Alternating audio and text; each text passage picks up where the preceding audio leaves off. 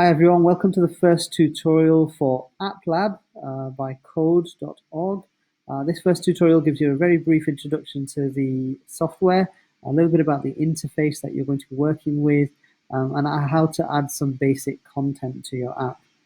Okay, so the first thing we're going to do is just a quick example. What you can see in front of you here is the AppLab interface, and what you see on the left-hand side is an app that I've designed very quickly.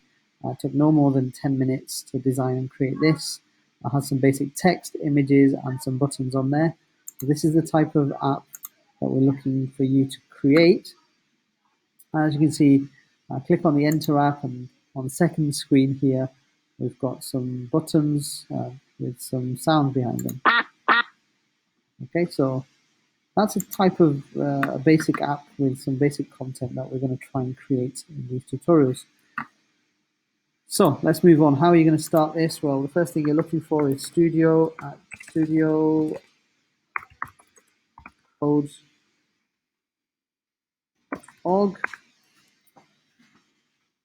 And you should see this link come up in your search. It takes you to the home page for the studio. Now I'd ask you to pause the video at this stage and set up your account. I'm already set up here, so I've got my account signed in and some projects and account settings. If you can sign up first, just pause the video there and sign up to an account first.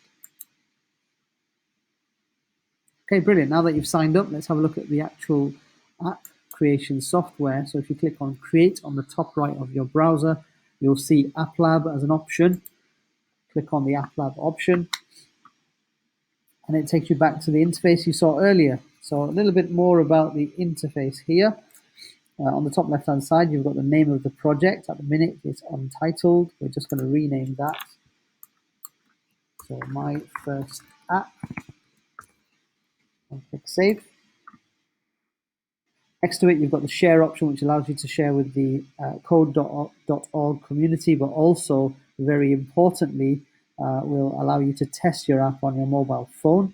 So we'll come back to using that later on in another tutorial. We've got the remix option. In case you want to use an app that's already been built by somebody and just modify elements of it, you can click the remix button and start to edit it as your own copy. And of course, on the top right-hand side, you've got the create button, which allows you to use other tools and your own profile and accounts in the projects area there. Right below the title here on the left-hand side, you've got three different views. Now, what you're looking at currently, and don't get afraid of this, is the code view. Okay, so lots of blocks here. If you're familiar with Scratch-based coding, this is very similar. The language that's being used is JavaScript.